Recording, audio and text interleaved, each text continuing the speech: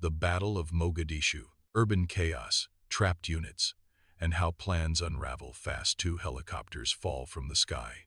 A daylight raid becomes an overnight siege, and a city turns every street into a battlefield. October 3, 1993. Mogadishu, Somalia. What begins as a 1-hour capture mission spirals into a 15-hour urban battle. American soldiers are pinned down, separated, and surrounded. If relief fails, dozens will die in place. Why this moment matters. Somalia in the early 1990s is collapsing. Famine, warlord violence, and the absence of a functioning state draw international intervention. The mission evolves from humanitarian relief to targeting militia leadership. One man dominates Mogadishu's power structure, Mohammed Farah Aidid. The U.S. forms a special task force to capture his lieutenants. The assumption, speed and surprise will be enough. Urban warfare punishes assumptions faster than any other battlefield. The plan. The operation is precise on paper. Insert Rangers by fast rope. Delta Force captures targets. Ground convoy extracts everyone. Total time, under an hour. Constraints. No armored vehicles, limited air support. Dense, hostile city. Commanders believe daylight speed reduces risk. Would you accept fewer protections to move faster? First friction. The raid begins smoothly. Targets are secured. Crowds gather faster than expected. Somali militia mobilize with RPGs and small arms. Then it happens. A Black Hawk is hit. It crashes. The mission shifts instantly from capture to rescue. In urban combat, the mission changes in seconds. The second crash. Minutes later, a second helicopter is shot down. Now there are two crash sites, miles apart, inside hostile territory. Ground convoys struggle to reach either. Streets are narrow. Landmarks are unclear. Radio traffic is chaotic. Myth versus reality. Myth. Superior technology guarantees control. Reality. Cities negate advantages fast. With daylight fading, the city tightens. Units cut off. Small groups dig in around the first crash. A handful of soldiers volunteer to defend the second crash site, knowing extraction is unlikely. Militia attacks intensify. Ammunition runs low. Casualties rise. Every decision now is local. Leadership decentralizes when communication breaks. Pause and think. Would you hold position or attempt to break out? Night falls. As darkness sets in, the battle worsens. Visibility drops.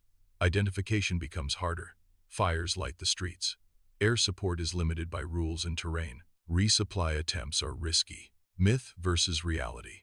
Myth. Night favors elite units. Reality. In cities, night favors whoever knows the terrain. If you value real military history told with clarity and consequence, subscribe to Mission Debrief. The Relief Column. A multinational relief force assembles. Pakistani tanks and Malaysian armored vehicles push into the city. Navigation is slow. Contact is constant, but armor changes the equation. The relief column reaches trapped units near dawn. Protection matters more than speed once chaos sets in. The long walk out. With vehicles disabled, soldiers move on foot to extraction points. Wounded are carried. Perimeters are leapfrogged. The movement is later called the Mogadishu Mile. It is not a retreat.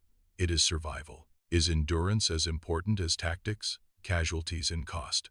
By the end, 18 U.S. soldiers killed, dozens wounded. Hundreds of Somalis dead.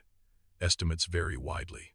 The numbers tell only part of the story. The psychological impact is immense. Myth versus reality. Myth. The battle was a total failure. Reality. Objectives were partially achieved, but at unacceptable cost. Political shockwaves, images broadcast worldwide. Public support collapses. Policy shifts follow. U.S. forces withdraw months later. The event reshapes intervention doctrine. Tactical outcomes don't guarantee strategic success. Modern militaries study Mogadishu for urban navigation failures, force protection gaps, intelligence limitations, coalition coordination, equipment, training, and doctrine change. Cities become recognized as primary battlefields. Should missions change when conditions do? The human dimension. For those involved, Mogadishu is not a movie. It is noise, confusion, fear, and split-second choices. Courage appears in small acts, holding a corner, treating the wounded, refusing to abandon teammates. This is what urban war looks like. Outcome, impact, modern relevance. Outcome.